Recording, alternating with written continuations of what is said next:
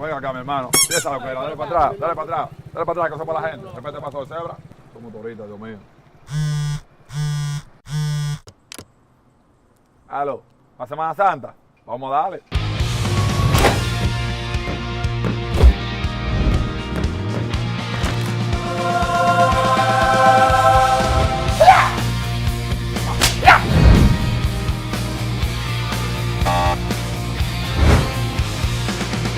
Piensa lo que era, mío, sin saldo.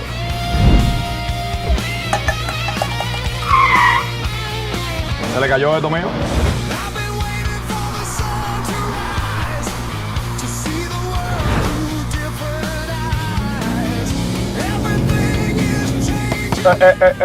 Al paso, mío, al paso.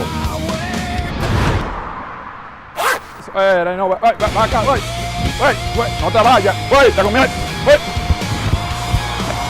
Ya ustedes saben, ¿verdad? Que esta Semana Santa nos vamos a paso seguro. Ven acá, ven.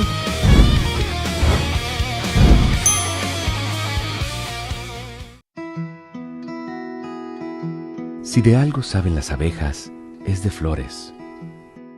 Hay de todo tipo y para todos los momentos.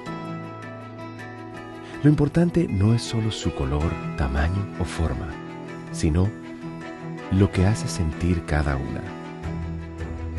Y para esos sentimientos trabajan. Igual que el Banco Central, que trabaja para hacer florecer la economía y que sientas estabilidad. Para ese sentimiento de tranquilidad.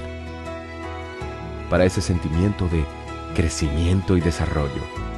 Para que la primavera llegue a todos los sectores y los planes de muchos den grandes frutos. Banco Central de la República Dominicana, 75 años trabajando por una estabilidad que se siente.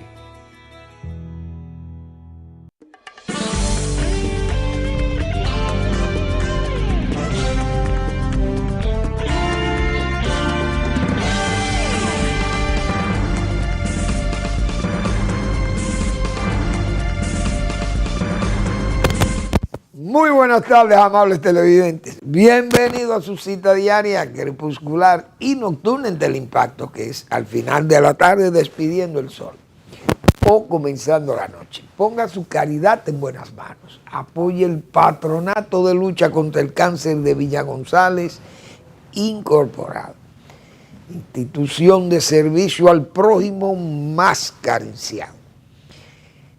Si a usted una familia pobre, señores, que le afecte una enfermedad catastrófica como es el cáncer, con la escasez de recursos económicos que tienen esas familias, cuando usted encuentra una mano amiga, como es la de estos patronatos, de gente de cristianísima formación, ¿qué pide? Pide para usted, para devolverle salud, tranquilidad a la familia. Es un gesto extraordinariamente cívico y ejemplar. Uno tiene que, como dice, quitarse el sombrero como acto regio ante esa gente, porque esa es una labor de voluntariado, lo que hablábamos ayer de esos voluntarios, gente sin ánimo de lucro, libres de advertencia, porque no es que todo el que esté sin lucro se porta bien, es pulquérrimo, no, entonces vienen y dañan y cogen y buscan y bueno, lo vimos ahí en Santiago con un instituto de cáncer, pero es que aquí hablamos de gente íntegrima, de gente seria. Así que yo insto a los dominicanos a que le den apoyo a ese esfuerzo comunitario que es el Patronato de Lucha contra el Cáncer de Villa González Incorporado. 809-443-8010. También el Hogar Escuela Santo Domingo Sabio. Otro espacio para usted apoyar a los salesianos que cuidan de los jóvenes que están en alto riesgo. Avenida Independencia, esquina Gregorio Luperón en Santo Domingo. Bueno, a mí me agradó mucho hoy recibir unos tweets, o un Twitter, un ex, mejor dicho, porque ya el Twitter no existe, ese no, un ex de Vinicito, Castillo y Semán. Vinicito publicó hoy en las redes esa foto de Marino Vinicio Castillo en su nueva morada, como dicen ahí de su oficina, esa oficina nueva que él ahora mismo está inaugurando en el edificio precisamente que se construyó donde anteriormente operaba la oficina particular de él como el buffet Pelegrín Castillo Agramonte, que era su padre, y que ese buffet de abogados lleva ese nombre ya histórico en la familia, en la que la mayoría son abogados, todos. Esa es una familia jurídica. Y sus nietos, ahí está Vinicito y Sogelita y dos de los nietos de los muchachos del doctor Marino Vinicio Castillo, repito, en esa nueva oficina, en esa oficina ultramoderna, pero a él le trasladaron los muchachos esas estanterías que están ahí con su biblioteca y todo, pero no hay duda que tiene ahí un confort bien elegante y además con una vista preciosa, porque el edificio es muy alto. Y ahí está el doctor Marino Vinicio Castillo, en ese sexto piso, creo que es el sexto, donde está él ubicado, en esa torre construida, repito, donde operó la oficina del licenciado Pelegrín Castillo Agramonte, que fue su padre y además un magnífico abogado, un hombre muy interesante, político, fue senador de la República, pero creo que fue secretario de Justicia, en ese tiempo creo que se llamaba así. Pero ahí está el doctor Castillo con los muchachos, y ese es un espacio de reflexión para esas colaboraciones docentes, porque yo siempre he dicho que el doctor Marino Vinicio Castillo lo que da es pedagogía, aporta pedagogía, es docencia. Esos trabajos de él, tanto de la respuesta como la pregunta, las reminiscencias, y además me imagino yo también esas experiencias jurídicas de él, toda esa vivencia con ese recto juicio de razón y de palabra que tiene el doctor Castillo. Imagínense a esos jóvenes, esos adolescentes en el derecho, vamos a decir, pues son muchachitos muy jóvenes, pero esa experiencia de Marino Vinicio Castillo, hay que consultar esa enciclopedia de conocimientos jurídicos que tiene el doctor Marino Vinicio Castillo. Yo espero que Manuel, mi hijo, que también tiene oficina ahí en el quinto piso, que consulte, muchas veces tendrá que consultar esa biblioteca humana que es el doctor Marino Vinicio Castillo, y más en esos asuntos jurídicos, porque esos abogados, en eso es que ellos están.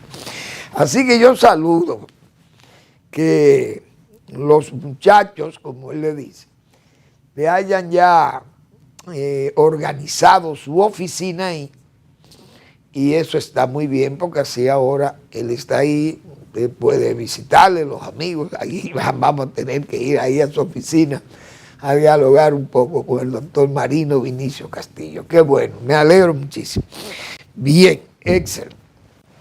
Bueno, el Banco Central deja la tasa de política monetaria con en el mismo nivel, 5.25% anual. Así que van a operar los bancos mientras tanto.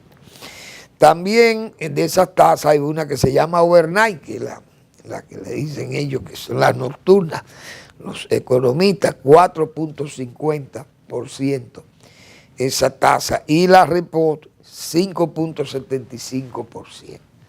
Eso es un anuncio del Banco Central hoy para que todos los intermediarios financieros estén conscientes de esa decisión del Banco Central de la República Dominicana. Eso está muy bien. Bueno, el presidente también tiene hoy una reunión que me imagino que se estará llevando a cabo, tal vez ya acabó, no sé si habrá acabado, en el Palacio, para, me parece a mí, ojalá se pueda conseguir eso es difícil. Una reunión con el empresariado, comerciantes más importantes, supermercados, grandes comerciantes. Me imagino que habrán también hasta productores, porque creo que está invitado allá, productores agropecuarios. Porque también mucho de la canasta básica está representado el sector agropecuario en grande. Entonces tienen que haber gente de esos gremios, o mejor dicho, de esos gremios que están afiliados a la Junta Agroempresarial, que fue invitada también. El presidente busca un consenso entre todo ese empresariado y altos comerciantes, tratando de conseguir que bajen los precios, pero eso va a ser difícil. Creo que eso se ve más como escenográfico o tramoyismo más, porque eso no es tan fácil usted ponerle a esa gente. No le puede poner una especie de camisa de fuerza porque se van a sentir ofendidos.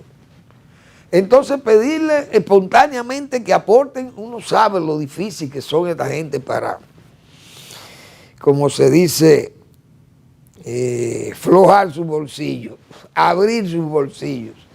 La gente inmediatamente, ¿qué es lo que le dice a los gobiernos? Los que no se atrevan a decirle al presidente que tal vez, qué sé yo, eufemístico pensar que esa gente se van a sacrificar. No se sacrifican. Porque ellos no, ya esa gente lo primero que dice, bueno, yo pago mis impuestos, la empresa genera los empleos, nosotros ya tenemos de esas tasas tan altas, no podemos más, y entonces el sacrificio no lo podemos llevar nosotros, el gobierno tiene que sacrificarse. Y aunque no le digan al presidente que los gastos del gobierno son altos, lo dejan entrever, porque así es la situación. Eso es difícil conseguir eso.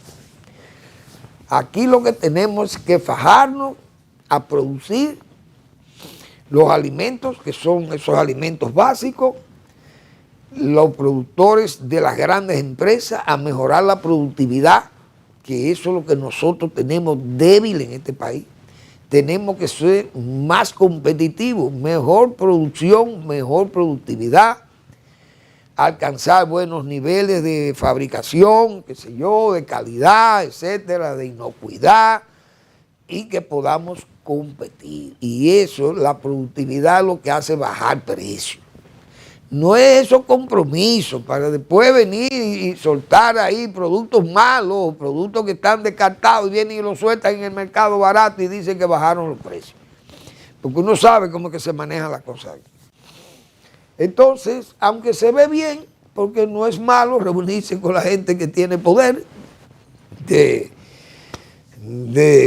si quiere hacerse sentir una baja en los precios, pero eso es difícil. Ningún presidente logra eso aquí. Aquí lo que puede haber es que el gobierno entonces asuma esos papeles y pueda facilitar centros de ventas, porque eso siempre ha habido crisis de incremento de precios en este país. Aquí se creó la ley 3, aquella ley de control de precios, de los años 65, 66, por allá 66, tiempo en que se inició Balaguer gobernando el país. Y puso esa ley de control de precios. Y entonces salían inspectores y de todo, y aún así, con un régimen como aquel, el de Balaguer, esa ley siempre tuvo muchas deficiencias. Si aquello era diríamos, en forma punitiva se buscaba la baja de los precios. Imagínense ustedes ahora, con esta libertad de comercio que hay, esa gente no lo controla nadie. Los precios se controlan con la oferta y la demanda. Los costos que tienen los productores, tanto manufacturados o productores agropecuarios, eso es lo que hay, lamentablemente. Los gobiernos, yo recuerdo, para aquella época, el gobierno de Balaguer sabía que el país estaba con muchos problemas de hambre, de falta de empleo, un país que no tenía de nada en el 66, aquí no habían escuelas, aquí no habían ni maestros formados. Los maestros, yo me acuerdo, eran maestros que venían los que nos daban clases en los liceos y en las escuelas intermedias. Y venían a la UNFU los sábados, y a la UAS, creo, y a Ucamaima en Santiago, iban los sabatinos a aprender y a hacerse licenciados, porque aquí no había de nada de eso. Este país estaba huérfano, aquí no había agua potable en parte. Usted pasaba por los campos y veía a la gente con un burro, un mulo cargado con aguaderas y latas de aceite, o aquellos higüeros grandes y tapados con hojas de guayabo. Así era que la gente buscaba el agua. Aquí no había acueductos. Pocos pueblos tenían acueductos. Las calles, las avenidas, aquí no habían avenidas más que la que hizo Trujillo, la George Washington, pero después las grandes avenidas, sabiendo lo que venía, que se empezaba un desarrollo acelerado del país, se hicieron todas las que hoy están ya abarrotadas de vehículos. Y huelga citarlas, porque todos los que viven rodando en esta capital saben lo que yo estoy diciendo.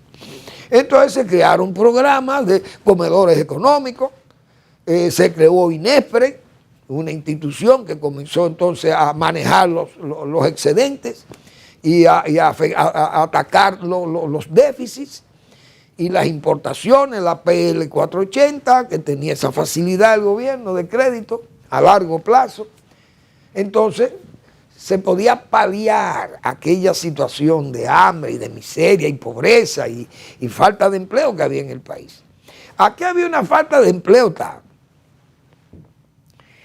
que cuando la Elmus no, del Conti al Asia, aquella compañía que Balaguer le otorgó la carretera desde Puerto Plata y toda la zona norte, le pidió a los ejecutivos de esa empresa, mientras más mano de obra puedan usar, gente con pico y pala y con rastrillo, lo que fuere, yo quiero que me pongan la gente a trabajar, obviar la máquina lo más que puedan, pero que la gente se gane el pan del día, trabajando en esa, cuando eso es dominicano, trabajaba en todas las disciplinas del trabajo duro, como se dice. Pero esa es la realidad. Entonces aquello era difícil. Claro, el régimen era fuerte, me acuerdo. Por ejemplo, usted no podía aumentarle un peso, un chele al huevo. El huevo costaba 2 centavos y usted no le podía poner 3 centavos porque había que consultarlo con Balaguer si ustedes iban a poner un chele. Era algo verdaderamente casi fanático aquello. El arroz y aquellos productos estaban también limitados con controles de precio. Claro, todo esto ya es distinto, hoy ya no hay nada de esto y estamos en oferta y demanda, libre oferta y la demanda. Por tanto, el presidente ojalá pueda conseguir que esos grandes empresarios puedan, qué sé yo, tal vez quieren hacer un sacrificio y comienzan a poner en los supermercados básicamente ofertas a bajos precios. Y eso puede ser una especie de paliativo al problema y la gente se convenza de que, bueno, por lo menos estamos comiendo más barato ahora, por un tiempo, quién sabe. Eso es así, pero hay artículos que se han convertido en artículos de lujo, como hemos dicho nosotros. En plátano, ¿por qué no baja el plátano? Eso no es problema de la crisis, de la guerra tampoco. El plátano no está caro porque están las guerras. Ni el pollo, ni el huevo, ni esos víveres, que eso no está caro porque hay guerra. No, eso está caro porque no hay dirección, porque no hay planes. Y ahí está demostrado que está el sistema de agropecuario nacional está desacreditado totalmente. Por lo menos el oficialismo. porque la gente que produce en el campo, los productores, los que están asociados en la llave, en Fenarroz, etcétera, es gente que está en los clústeres de aguacate, el clúster de mango, los clústeres de cítricos, etcétera, etcétera, están trabajando los vegetales orientales, por ejemplo, piña, qué sé yo, por poner algunos ejemplos. Esa gente están trabajando y están en el mercado y produciendo con competitividad y con trazabilidad, sometido a todas esas pruebas de trazabilidad y de inocuidad. Es decir, que aquí hay que también fajarse a trabajar. Hay que estimular el campo, estimular a los productores y los empresarios que sean también eficientes. Que hay que saber que usted produciendo a altos costos, con mala productividad, usted es un mal productor. Aunque venda queso, venda arroz, venda clavo, venda, qué sé yo, hoja de zinc, lo que fuere, hay que producir con productividad. Vamos a esperar que esa reunión sea positiva y que el presidente logre que esa gente se sacrifique por el pueblo dominicano. Vamos a ver en qué termina eso, pero asimismo la economía. Hoy, 3 economistas escribieron. Tema interesante, pero todo para mí concluye en la deuda, que siempre hemos hablado del problema de la deuda. La deuda pública, la deuda externa, ¿por qué? Porque en aquellos años, señores, y sigo con el tema, en aquellos años, o en aquel tiempo, como dicen en los evangelios, esas crisis económicas, podían haber crisis económicas mundiales y podían afectarnos. Pero las crisis económicas locales, no, eso eran escasas aquí, para aquella época. Y si la había, pasaban casi inadvertidas. ¿Por qué? Porque aquí no había deuda. El gobierno no debía dinero, prácticamente la deuda era poca. Y el gobierno de Trujillo no se endeudaba, pero el gobierno de Balaguer tampoco se endeudaba. Ahora, ¿había que endeudarse para ser un gobierno trabajador o constructor? No, porque aquí la crisis del 73, del petróleo, cuando la guerra de Yom Kippur, todo el mundo sabe que el petróleo aquí costaba $2 un barril. Y se triplicó el precio y aquello fue una debacle mundial por el Yom Kippur. Sin embargo, el país siguió. Nosotros seguimos viviendo y no se reflejaba esta crisis tan poderosa en que cayó este país después, en los años 90, por ejemplo, en los años 80. Entonces, aquello es otra disciplina, pero el país no debía, incluso producía obras, se atrevía a iniciar obras de envergadura como la presa de Sabanayegua, el canal Yaque del Surazo, avenidas aquí en la capital, todas las construcciones para el Centro Olímpico, los Juegos Centroamericanos, en plena crisis. Todas esas obras se iniciaron y se terminaron y se comenzaron para los Juegos. Los Juegos fueron en el 72, pero ya ese gobierno en el 70 trabajando inmensamente. Vamos a la pausa y seguimos.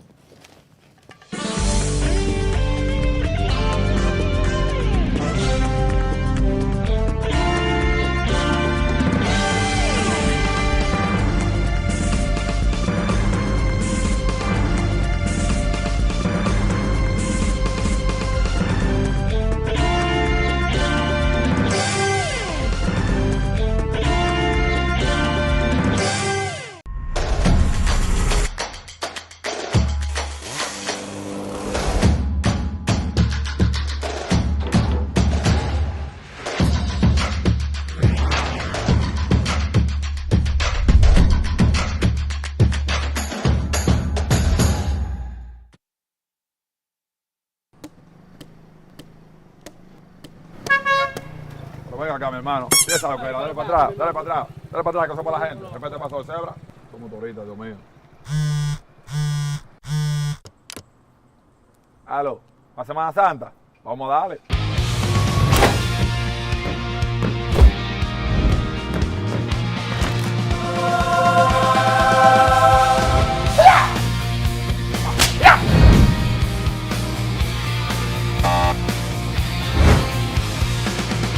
Y esa lo que era mío sin saldo.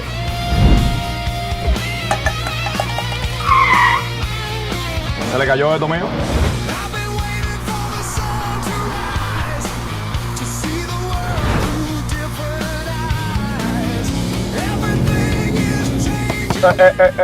Al paso, mío. Al paso. Espera, no, va acá, voy. No te vayas. Te comí. Ya ustedes saben, ¿verdad? Que esta Semana Santa nos vamos a paso seguro. Ven acá, ven.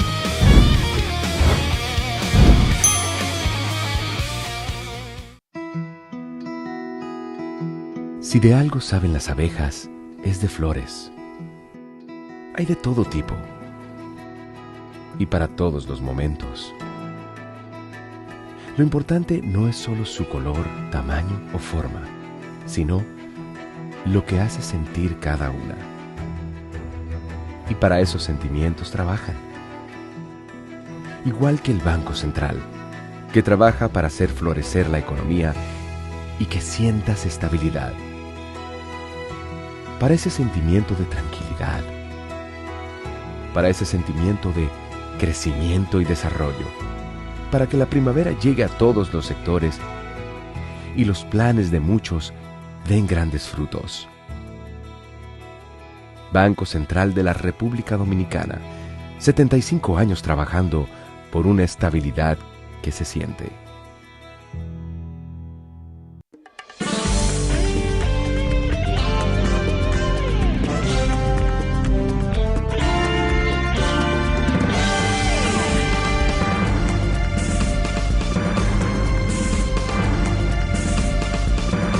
Bien, hoy citaba a los economistas que escribieron para el Listín Diario, don Hugo Giuliani, la reforma del 85 y la unificación cambiaria. Y él relata aquí su experiencia, pues fue gobernador del Banco Central, fue secretario de Finanzas en el gobierno de Salvador Blanco.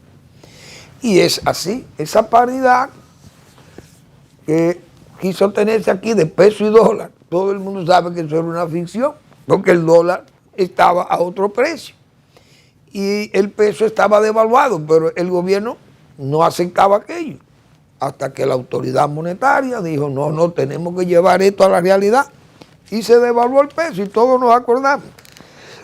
Cuando esa devaluación llegó, creo que a 2.80, algo así, 2.85, yo no me acuerdo, yo creo que don Hugo lo cita aquí, en un artículo un poco largo, pero ellos hicieron esos ajustes, dice don Hugo, se tomó la decisión de establecer una realidad con el cambio monetario.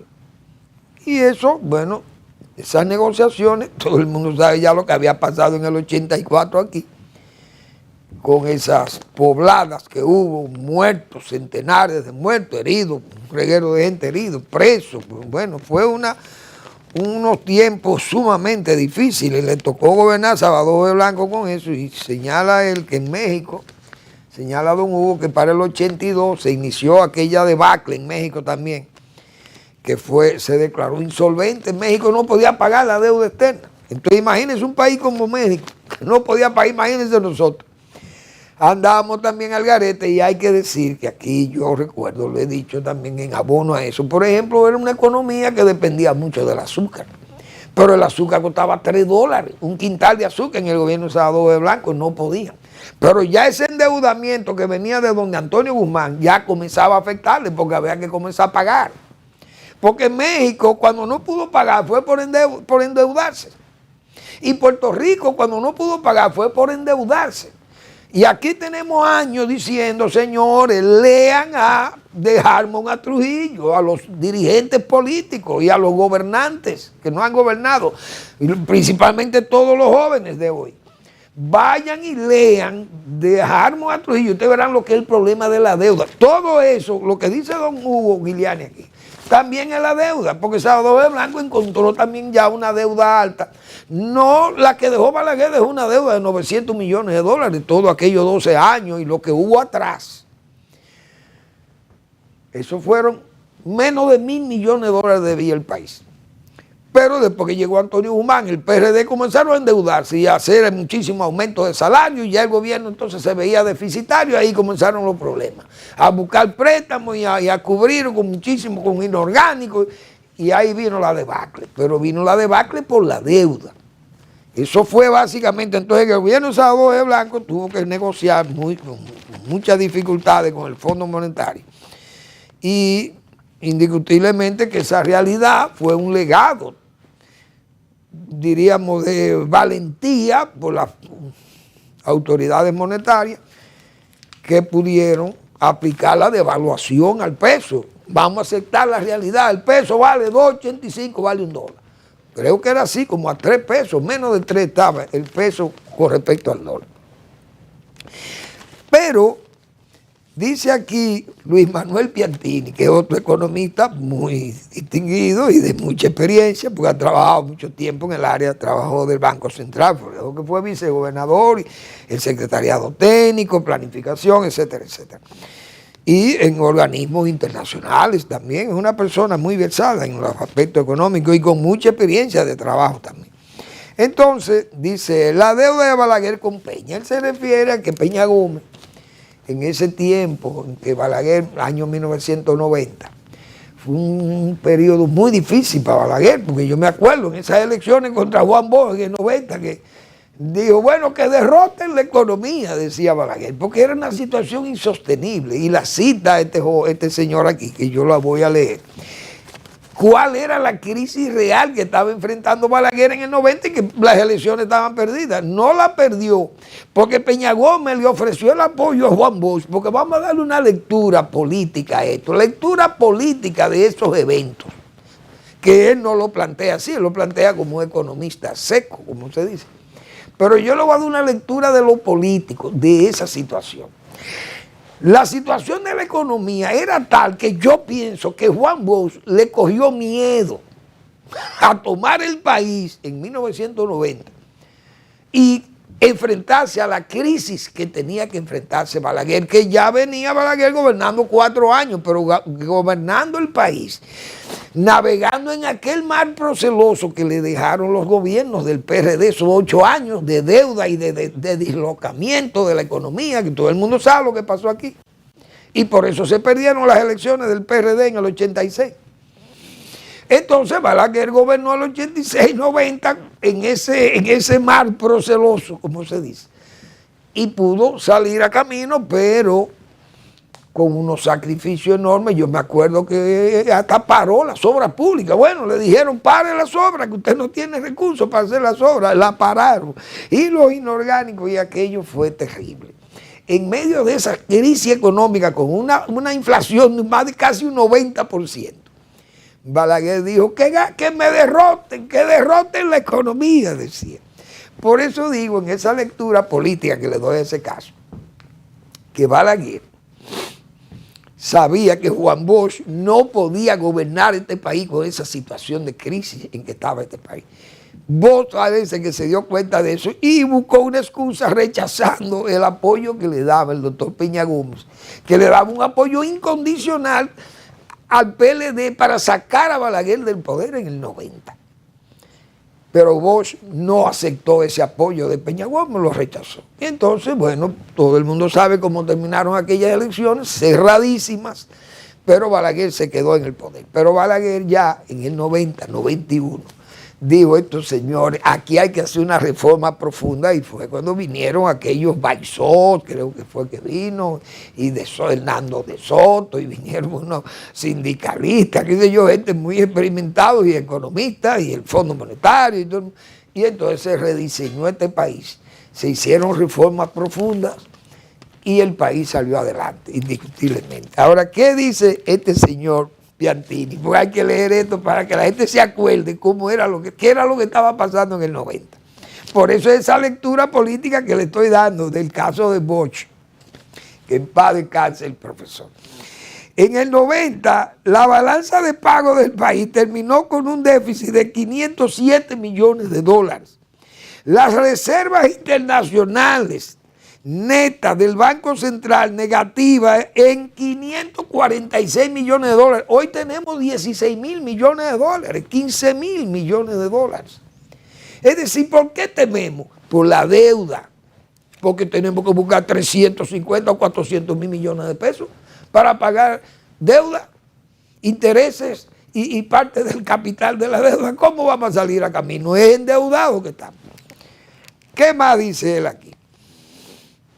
Oigan eso, 546 millones eran negativas las divisas en el Banco Central. Y las brutas con una liquidez de solo 2 semanas de importaciones.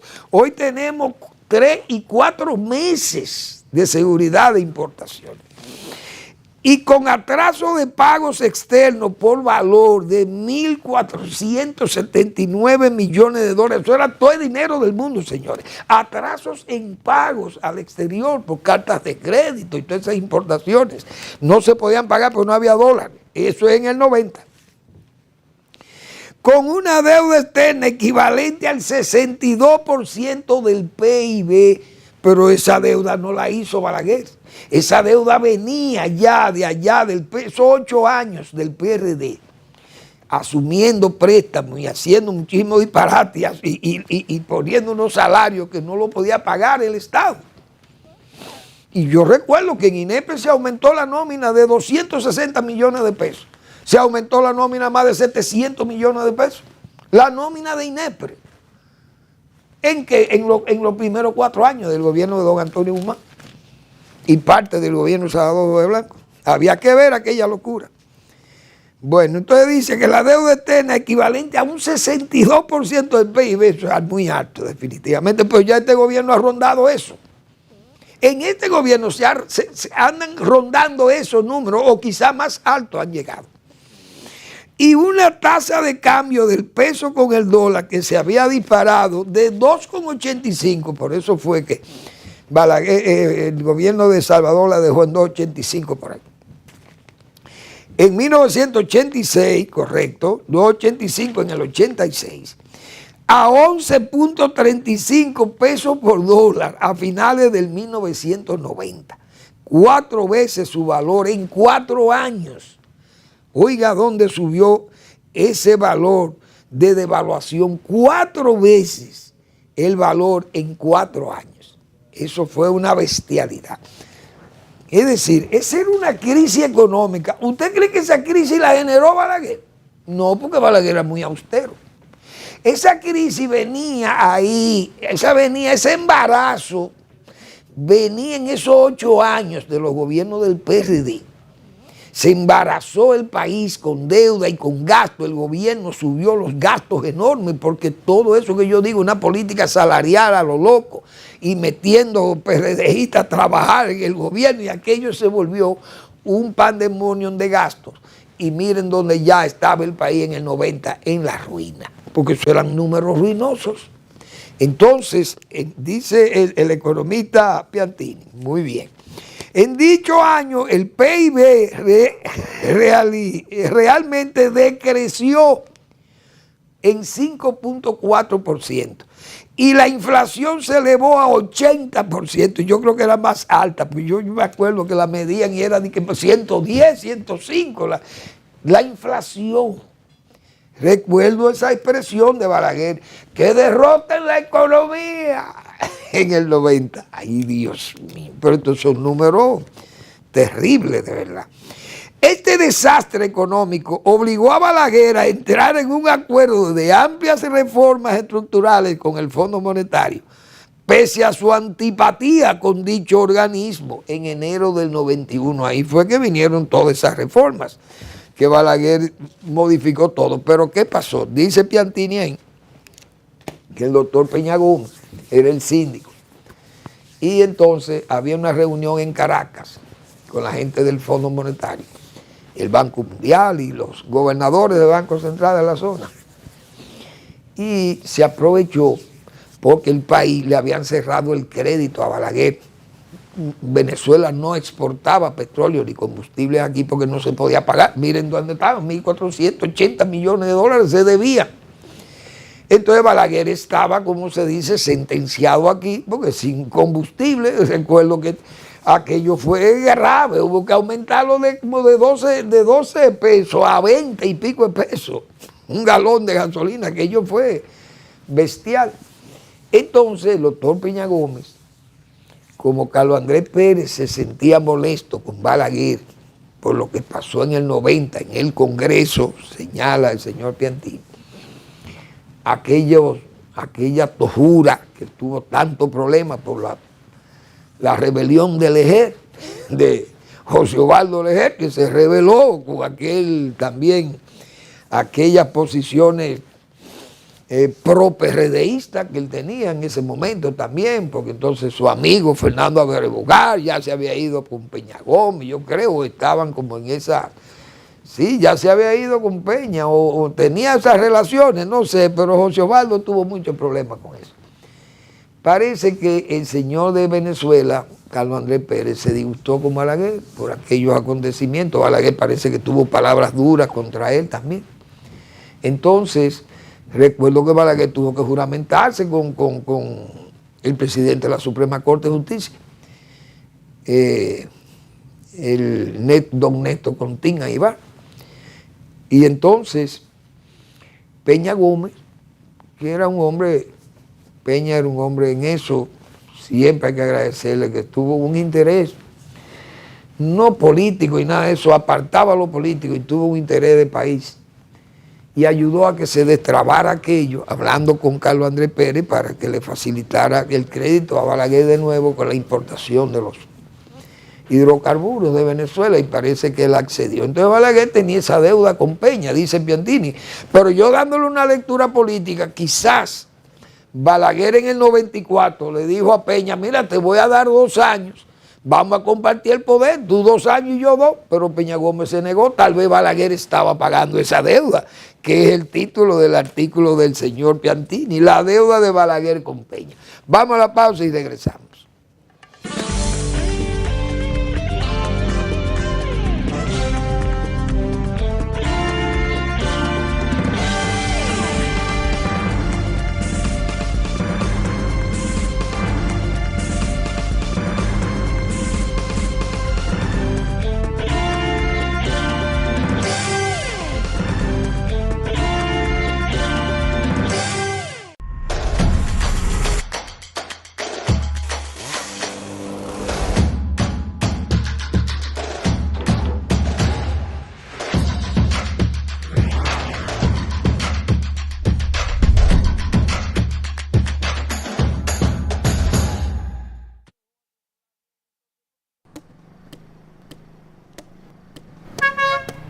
Venga acá, mi hermano. Esa lo que era. Dale para atrás, dale para atrás. Dale para atrás, que eso es para la gente. Repete paso de cebra.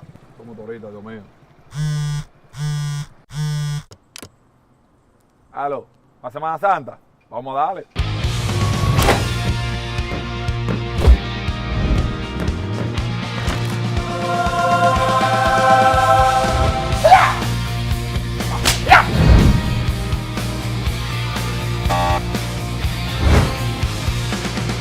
Y esa lo que era, mío, sin saldo.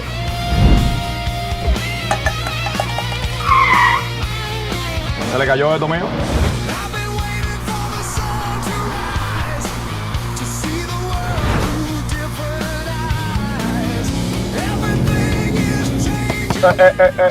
Al paso, mío, al paso. No, va acá, no te vayas, te comí. Ya ustedes saben, ¿verdad? Que esta Semana Santa nos vamos a paso seguro. ¡Ven acá, ven!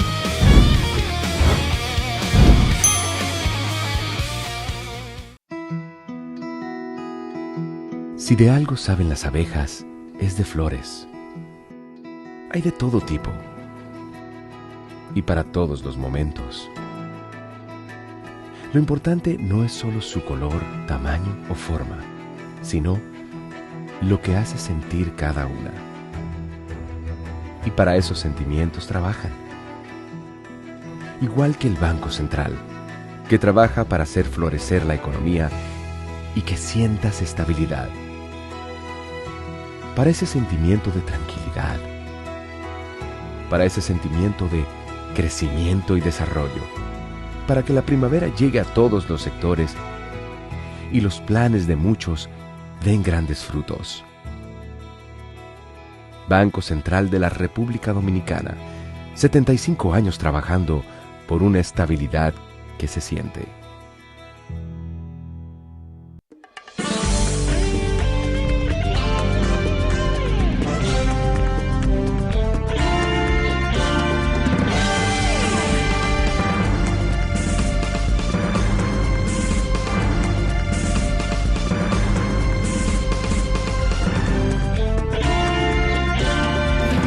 Bien, el economista, ya que estamos refiriéndonos al señor Piantini, Luis Manuel Piantini, cerró su artículo, tal vez con cierta nostalgia, yo diría, o si tenía alguna amistad con el doctor Peña Gómez y esa cosa.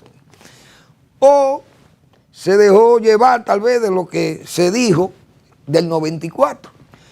Dice él al final: este enorme favor que le evitó a Balaguer una crisis de tal gravedad que ponía en peligro la permanencia de su presidencia, y es verdad, pues era una crisis dura que había en el país, es verdad, nunca le fue pagado por Balaguer a Peña.